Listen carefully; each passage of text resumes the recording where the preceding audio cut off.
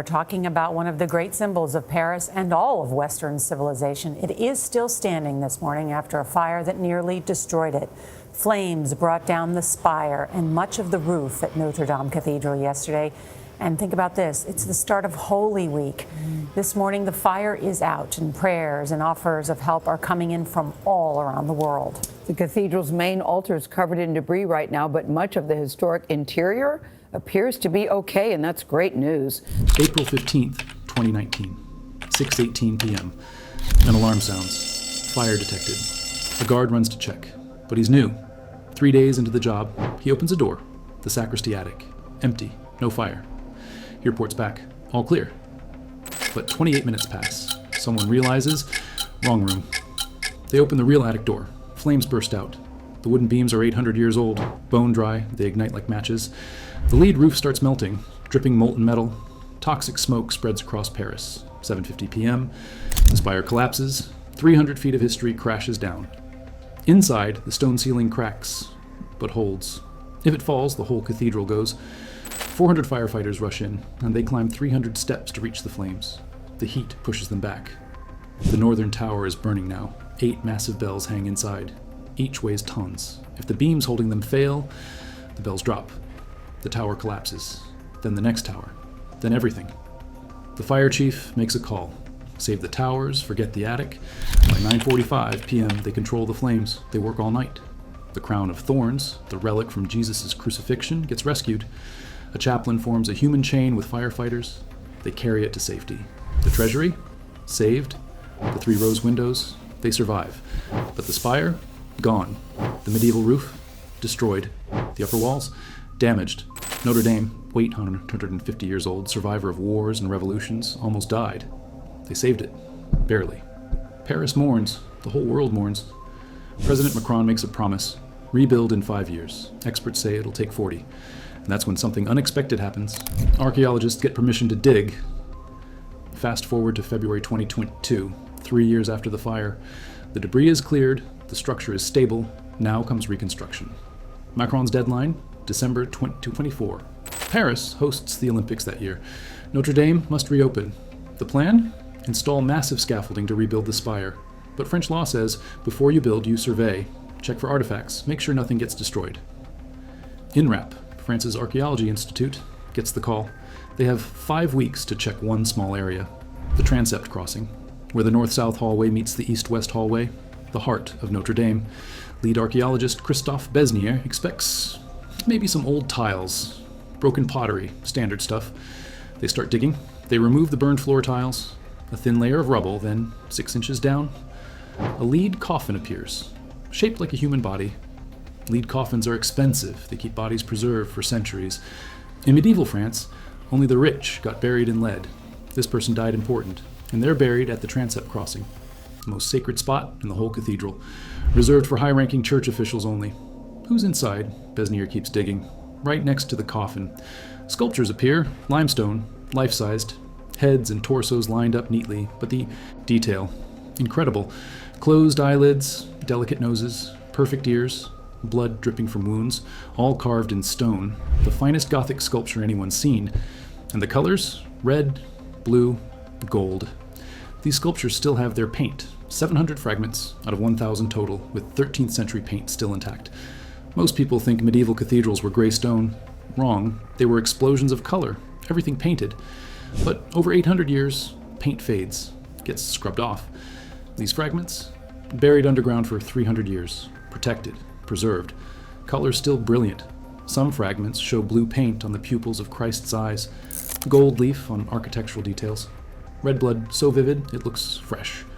This is what 13th century worshippers saw when they entered Notre Dame. Not gray stone, a riot of color, a visual Bible painted in gold and crimson. Besnier can barely believe it. Just 10 to 15 centimeters under the floor slabs, he says. 6 inches down and we found treasures. His team keeps excavating. More heads, more torsos, sections of architectural framing, plant motifs, all painted, all preserved. Fragment after fragment emerges. The construction crews are waiting. The deadline is tight. But Besnier realizes what he's found. The rood screen, the masterpiece that vanished from history. Here's what rood screens were. In medieval times, the choir, where priests prayed, was closed off from the public. A massive decorated wall blocked the view, called a rood screen. Rood means cross. These screens showed Christ's story, the Last Supper, crucifixion, resurrection, life-size sculptures telling Christianity's biggest moments. Notre Dame's screen was 13 feet tall, built around 1230, painted Gothic sculpture at its finest. It had two purposes. One, a platform. Stairs led to pulpits on top where priests preached to crowds below. Two, privacy. Priests could pray without the public watching. For 5 centuries, this screen stood at Notre Dame's heart. Thousands of pilgrims saw it, prayed before it. The screen showed them Christ's entire story from Last Supper to resurrection. It was teaching, it was art, it was devotion carved in stone. Then King Louis XIV wanted it gone, the 1710s. The Sun King is old now, in his 70s. He wants a more open choir, more light, more space. He wants big statues of himself and his father installed. Royal monuments inside God's house. The old Gothic screen? Out of fashion. Too medieval. Too dark. The clergy resist at first, but you don't say no to Louis XIV. The screen gets torn down, piece by piece.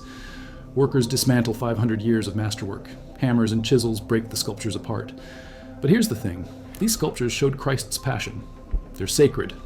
Church law is clear. You can't just throw them away. Can't remove them from holy ground. So they bury them. Right where they stood. Next to the transept crossing. A Christian burial for Christian art. For 300 years, forgotten. In the 1840s, architect Eugène Viollet-le-Duc finds 15 fragments. Those go to the Louvre. But the rest, over 1,000 pieces, still buried. Until 2022, until Bellay's team, given just 5 weeks, finds them all. Besnier asks for more time. The 5-week dig stretches to 2 months. Construction crews wait. What emerges is stunning. The head and torso of Christ, eyes closed, blood painted in vivid red, dripping from the spear wound. The detail is incredible, Besnier says later. The eyelids, the ears, the nose, exceptional. Fragments of the 12 apostles, plant designs, architecture elements, every major scene from Christ's Passion.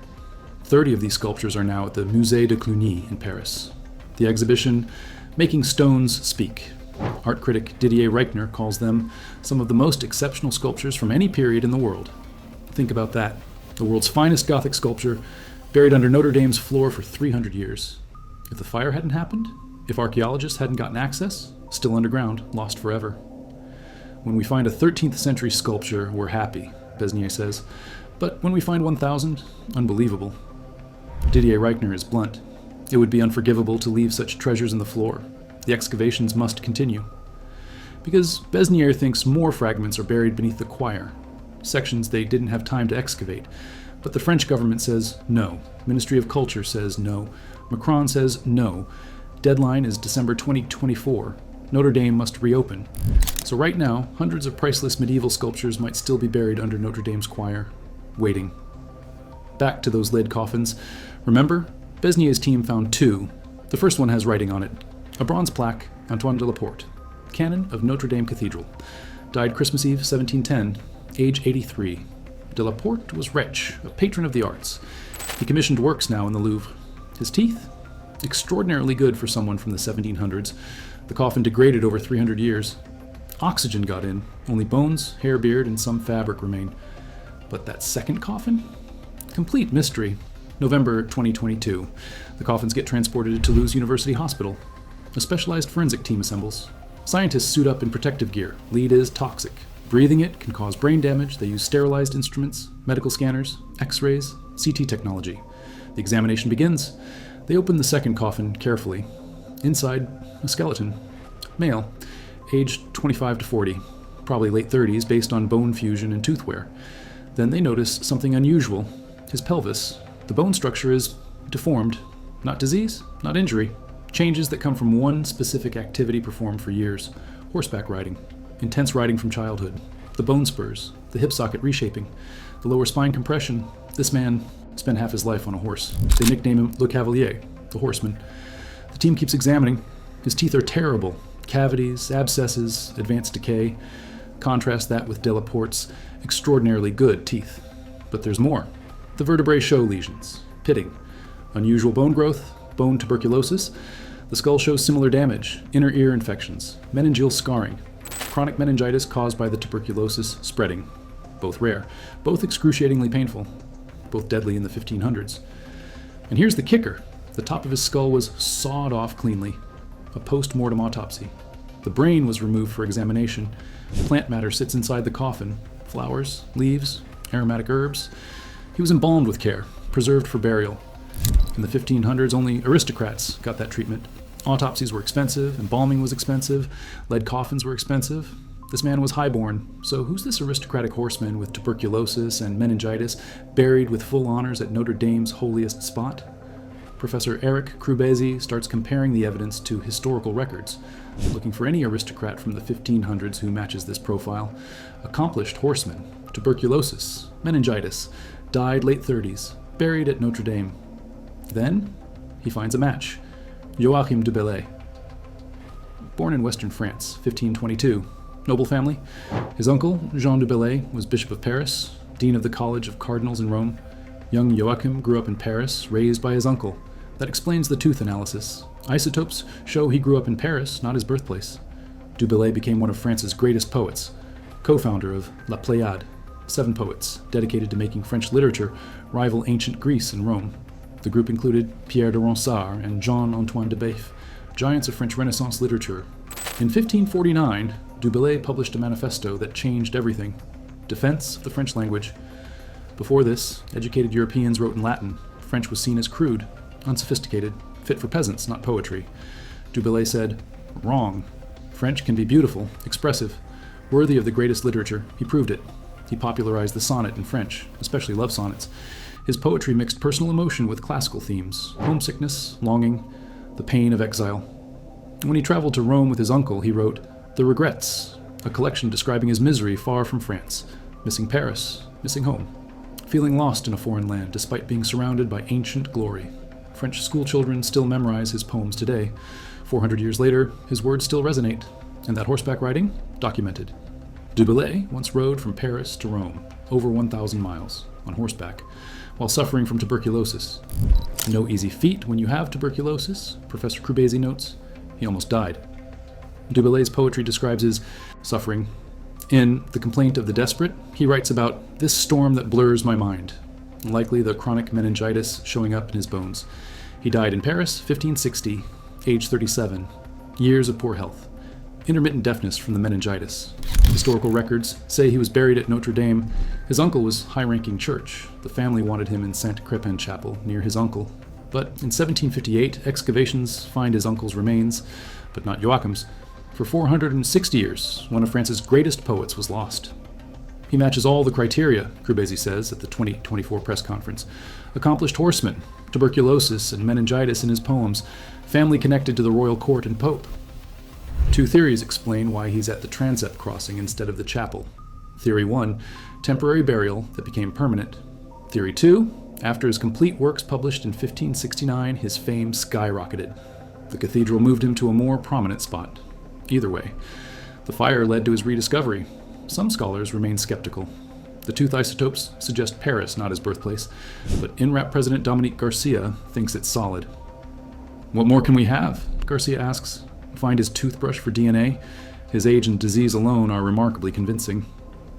Without DNA from relatives, formal ID is impossible, but everything fits. Aristocratic burial, autopsy and embalming, age at death, tuberculosis, meningitis, horseback riding, location, time period, family connections. Joachim du Bellay, poet, horseman, champion of French language, buried beneath Notre Dame for 450 years. A fire brought him back. But the discoveries keep coming. Over 100 other graves found beneath Notre Dame during the 2-month excavation. Medieval burials in simple wooden coffins, clergy members, minor officials, some dating back to the 1300s, others from the 1400s and 1500s. Each tells a story of life and death in medieval Paris. One burial contains fabric embroidered with gold thread. A wealthy merchant, perhaps. Another shows signs of plague, Black Death, the pandemic that killed half of Europe. Merovingian layers on the south side of the cathedral. That's 5th to 8th century, when the Franks ruled, before Charlemagne, before France was even called France. Pottery shards, coins, foundations of earlier buildings. The 30-meter-long Carolingian building, Charlemagne's era, 9th century. What was it? A church? A monastery? A royal hall? Still being studied. Gallic coins from the 1st century BC, before the Romans conquered. when Paris was just a tribal settlement on an island, the Parisii tribe, Celtic warriors and traders, their coins buried here 2,000 years ago, nearly 2,000 years of continuous human presence, layer upon layer upon layer. Each occupation built on the ruins of the last. Notre Dame was considered a monument, not an archaeological site, says Dorothy Chaoui-Derieux, heritage curator. We've carried out 20 operations since 2019. We've uncovered 2,000 years of history. The oldest levels date back to early antiquity, before Paris was Paris, when it was Lutetia, a Roman settlement on the Ile de la Cité. Roman walls, Roman pottery, evidence of Roman temples nearby. This spot has been sacred ground for millennia. Different religions, different peoples, same location. The Romans had a temple here. Then Christians built a church, then another church, then Notre Dame. Sacred layered on sacred. And remember, Besnier's team dug just 10% of Notre Dame's floor, only the transept crossing, only where scaffolding needed to go. 90% remains unexcavated. Imagine what else is down there. December 7th, 2024, 5 years and 8 months after the fire. Archbishop Laurent Ulrich walks to Notre Dame's doors. He raises his staff, strikes the doors 3 times, an ancient ritual, a symbolic reopening. The doors swing open. For the first time since the flames, the cathedral welcomes visitors. Restoration complete, on deadline. Macron kept his impossible promise. 2,000 craftspeople worked on this project, many from Compagnons du Devoir, an elite medieval guild dating back centuries. They used 150-year-old oak trees, cut from state forests across France. 500 trees total, each selected for strength and grain. Carpenters shaped them with hand axes, medieval techniques. No power tools for the main beams. Limestone came from the Oise region in northern France, the same quarries used in 1163. Stonemasons carved 1/300 replacement blocks by hand. The new spire, exact replica of Viollet-le-Duc's 1800s design, rises 315 feet, crowned with a golden rooster. Inside the rooster, sacred relics, a fragment of the crown of thorns, a relic of Saint-Denis, a relic of Saint-Geneviève, protection, blessing, a symbol of resurrection. Inside the cathedral, the transformation is stunning. The vaulted ceilings gleam, white limestone, centuries of soot and grime scrubbed away. For the first time in 200 years, you can see the original stone color. The rose windows, those massive circular stained glass masterpieces, carefully restored. Each piece of glass cleaned individually, broken sections repaired. The grand organ took 2 years to restore. 8,000 pipes, each one removed, cleaned, tested, reinstalled. Tuning took 6 months alone. Modern additions too, sprinkler systems throughout, fire detection sensors everywhere, reinforced roof structure, fire-resistant materials where possible. This never happens again. The cathedral expects 14 to 15 million visitors annually, more than the 12 million before the fire. People want to see the resurrection, the phoenix rising, and beneath the floor, the rood screen fragments are being stabilized, a year-long effort, plans for 3D reconstruction. The fire rubble, 15,000 fragments, cataloged and stored, available for researchers studying medieval construction. Joachim du Bellay's remains stay at Notre Dame. His location, once lost, now known. The poet who championed French literature, finally recognized. This is what makes Notre Dame's story extraordinary. A catastrophe that seemed like an ending became a beginning. Destruction led to discovery. Without the fire, archaeologists would never have dug beneath Notre Dame. The cathedral was in constant use for 850 years. Daily masses, weddings, funerals, tourist visits, 13 million people walking through every year. You don't just rip up the floor of an active World Heritage Site. Impossible. Unthinkable. But the fire forced a closure, forced stabilization, forced reconstruction, and French law mandated archaeological surveys before any construction. So for the first time in centuries, scientists got permission to look beneath the surface. What they found was priceless.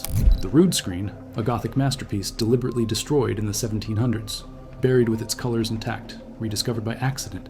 Joachim du Bellay, a Renaissance poet who changed French literature, lost for 460 years, identified through forensic science.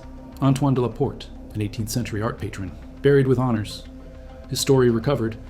And 2,000 years of Parisian history, Romans, Gauls, Franks, medieval Christians, all layered beneath one floor, waiting to tell their stories. The fire took so much. The medieval roof that survived revolutions and world wars, gone in hours. The 19th century spire collapsed on live television. Years of accumulated history went up in smoke, but it gave something unexpected. Access, permission, urgency. And in that brief window, those 2 months before reconstruction began, archaeologists uncovered secrets hidden since the Middle Ages. Secrets that would have stayed hidden forever without the fire. Think about the irony. The worst disaster in Notre Dame's history led to the greatest archaeological discovery in Notre Dame's history. Every discovery matters. Every fragment, every coin, every bone. Each adds another piece to understanding how people lived, died, worshipped, created art across 2,000 years. And remember, Besnier's team excavated just 10% of Notre Dame's floor, only the transept crossing, only where scaffolding needed to go. 90% remains untouched, unexcavated, beneath the nave, beneath the choir, beneath the side aisles. What else is down there? More sculptures? More sarcophagi? More layers of history? We may never know, unless something forces another excavation, unless another crisis creates another opportunity. So here's my question for you. What else is buried beneath Notre Dame's choir? What other masterpieces are waiting underground? What other stories of artists, poets, ordinary people who died near this cathedral remain untold? The French government closed the excavations, said the deadline mattered more than the discoveries. But should they have? Should they reopen the dig now that Notre Dame is restored? Should they keep searching for the rest of the rood screen that Besnier thinks is still down there? Drop your thoughts in the comments. Should they keep digging? Or was this enough? And if you're fascinated by how catastrophes lead to incredible discoveries, how destruction sometimes reveals what's been hidden, hit that subscribe button. We're diving deep into more stories where tragedy uncovered truth. What historical site should we investigate next? Let me know. Thanks for watching. And remember, sometimes the greatest treasures are buried right beneath our feet, waiting for the right moment to be found.